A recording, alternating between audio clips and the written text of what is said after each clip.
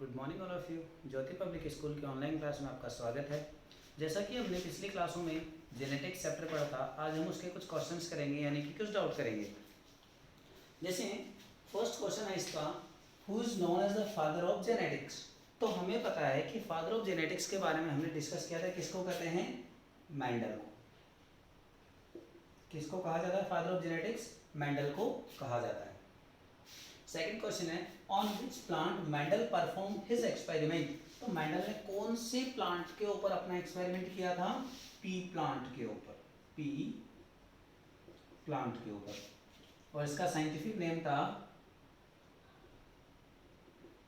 Pisum sativum. Third question है, what is dominant character. Dominant character क्या होता है? तो डोमिनेंट कैरेक्टर की अगर हम बात करते हैं तो वो कैरेक्टर जो F1 जनरेशन यानी कि फर्स्ट जनरेशन के अंदर शो होता है, उसे हम क्या कहते हैं? डोमिनेंट कैरेक्टर कहते हैं। तो हम यहाँ लिख सकते हैं which show in F1 generation. Question number third की बात करते हैं तो क्वेश्चन नंबर थर्ड है, who discover the rediscover the Mendel's theory.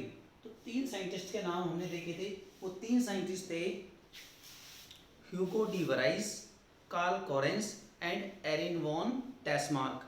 तीन साइंटिस्ट के नाम इसमें दिए जाते हैं, Hugo de Vries, Carl Correns और एरिन वॉन टेस्मार्क। तीन scientist. Complete name of Mendel. तो मेंडल का पूरा नाम कई बार एग्जाम में पूछ लिया जाता है, तो कंप्लीट नेम क्या है मेंडल का? Gregor Johann Mendel. ये क्या है? मेंडल का पूरा नाम होता है। Name the laws of given by Mendel. Mendel ने तीन लॉज बताई गई। फर्स्ट लॉ कौन सा था? Law of dominance. Second law, law of segregation, उसी को हम लॉ ऑफ प्योरिटी भी कहते हैं। और थर्ड लॉ था हमारा law of independent assortment. Test cross की बात करते हैं तो टेस्ट क्रॉस क्या होता है? F1 जनरेशन को जब हम रिसेसिव पेरेंट के साथ क्रॉस करवाते हैं तो वो क्या कहलाता है? हमारा टेस्ट क्रॉस कहलाता है। अगर हम बैक क्रॉस की बात करते हैं तो बैक क्रॉस का मतलब होता है F1 जनरेशन को अगर हम पेरेंटल जनरेशन के साथ में क्रॉस करवा देते हैं, उसमें हम रिसेसिव भी ले सकते हैं और डोमिनेंट भी ले सकते हैं। तो जो टेस्ट क्रॉस है एक्चुअली वो एग्जाम्पल ही एक बैक क्रॉस का है, क्योंकि बैक क्रॉस में दो तरीके के एग्जाम्पल होते हैं। एक होता है टेस्ट क्रॉस, एक होता है आउट क्रॉस। आउट क्रॉस तब होगा जब हम क्या करेंगे? F1 जनरेशन को अगर डोमिनेंट कैरेक्टर के साथ करवाएंगे तो हमारा आउट क्रॉस कहलाता है। अगले क्वेश्चन पे चलते हैं। तो अगला क्वेश्चन है, which law can not understand by monohybrid cross. तो हमने तीनों लॉ जब डिटेल स्टडी करी थी उनकी, तब हमने हर लॉ के आगे लिखा था कि जैसे लॉ ऑफ डोमिनेंस के उसके ऊपर बेस्ड है, लॉ ऑफ सेग्रीगेशन किसके ऊपर बेस्ड है, लॉ ऑफ इंडिपेंडेंट असॉर्टमेंट किसके ऊपर बेस्ड है। तो ये सारी चीजें हमने उसमें पढ़ी थी। तो उनमें एक लॉ ऐसा था जो मोनोहाइब्रिड क्रॉस के ऊपर बेस्ड नहीं था। तो वो कौन सा था? वो था लॉ ऑफ इंडिपेंडेंट असॉर्टमेंट। ये क्या था? ये मोनोहाइब्रिड क्रॉस पे बेस्ड ना होकर के किसके ऊपर बेस्ड है? ये डाईहाइब्रिड क्रॉस के ऊपर बेस्ड है।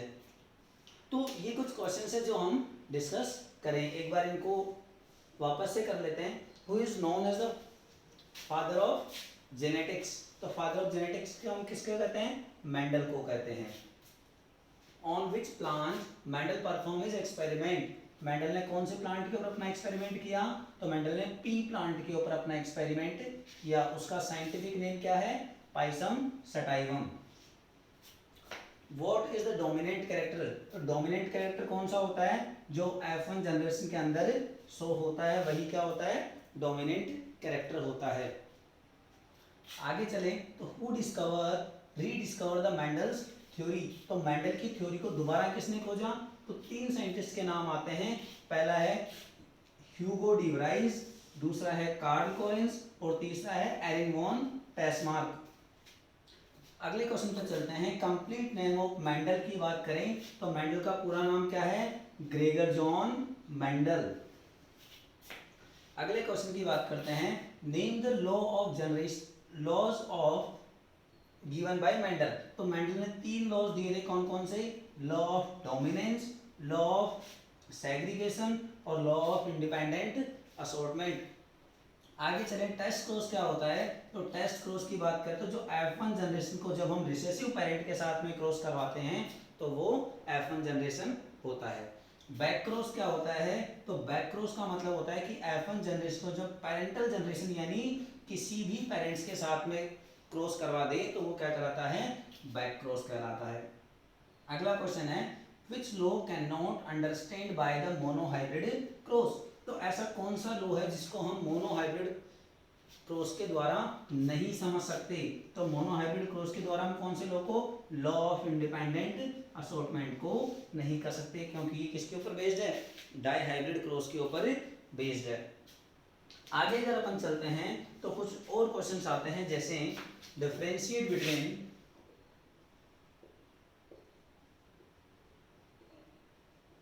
फिनोटाइप एंड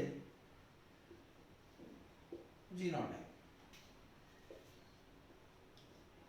तो अगर फिनोटाइप और जीनोटाइप की हम बात करते हैं तो फिनोटाइप है किसी भी प्लांट का या फिर किसी भी लिविंग थिंग का या फिर किसी भी नॉन लिविंग थिंग का अगर हम आउटर स्ट्रक्चर के बारे में बात करते हैं तो वो उसका फिनोटाइप होता है। यानी आउटर मॉर्फोलॉजी जो होती है उसकी वो कैसी होती है? फिनोटाइप होती है। लेकिन जैसे बाहर से देखने पे कोई हमें कैसा नजर आ रहा है, कोई मोटा नजर आ रहा है, कोई लंबा नजर आ रहा है, कोई छोटा नजर आ रहा है, कोई पतला नजर आ रहा है, तो वो सारे क्या होते हैं? उसके फिनोटाइपिक कैरेक्टर होते हैं। लेकिन अगर हम जीनोटाइप की बात करें यानी कि जब जीन की स्टडी करते हैं तो हमें क्या पता चलता है? उसका जीनोटाइप पता चलता है कि उसके अंदर किस तरीके का जीन है, कैसे वो ग्रोथ कर रहा है, कैसे उसका कलर का जीन क्या है, उसकी हाइट का जीन क्या है, वो सारी चीज़ें हमें किससे पता चलती है? जीनोटाइप से पता चलती है। आगे अगर अपन देखते हैं तो सेकंड क्वेश्चन है हमारा, डिस्क्राइब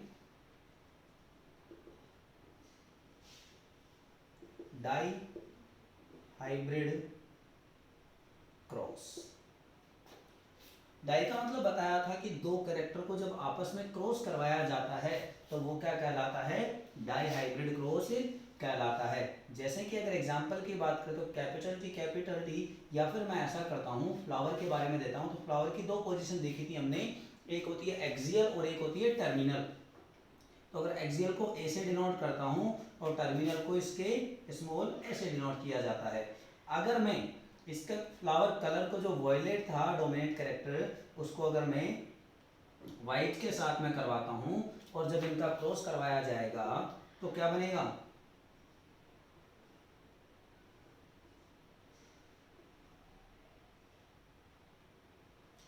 सॉरी, यहाँ पर स्मॉल भी आएगा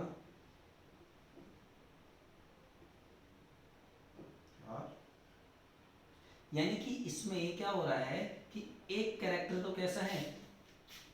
अब हमने 2 तरीके के जीन देखे थे, एक देखा था हमने होमोजाइगस, एक देखा था हेट्रोजाइगस। तो ये तो देखें तो दोनों एलेल्स सेम इसलिए होमोजाइगस, लेकिन इसमें दोनों एलेल्स अलग अलग होने की वजह से ये कैसा हो गया?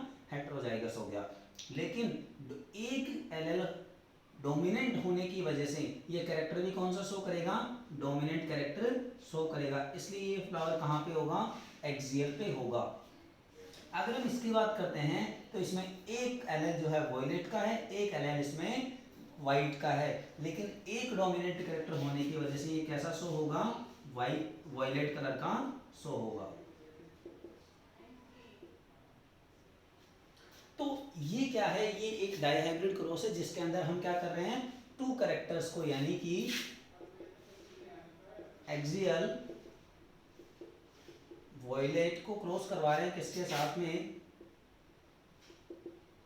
टर्मिनल वाइट के साथ में। तो 2 कैरेक्टर को जब एक साथ क्रॉस करवाया जाता है तो वो कहलाता है हमारा डाइहाइब्रिड क्रॉस।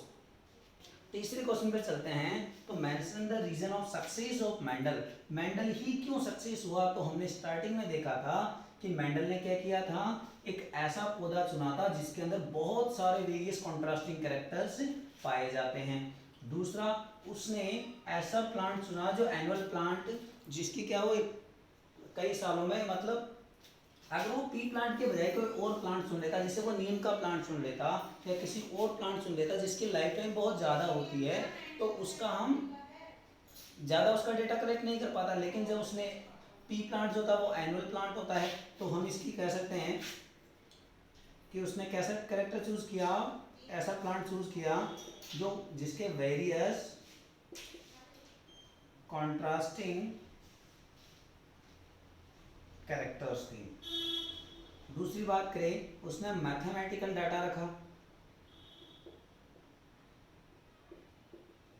मैथमेटिकल डाटा रखा। तीसरी बात करें तो उसने क्या किया था कि एक टाइम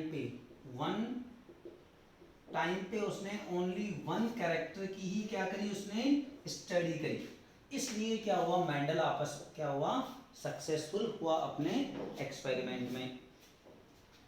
अब अगले क्वेश्चन की बात करते हैं। तो अगला क्वेश्चन है कि explain the law of dominance. तो लॉ ऑफ डोमिनेंस हम पिछले कई दिनों से करते आ रहे हैं कि लॉ ऑफ डोमिनेंस के अकॉर्डिंग क्या किया कि जो डोमिनेंट कैरेक्टर होता है वही F1 जनरेशन के अंदर शो होता है।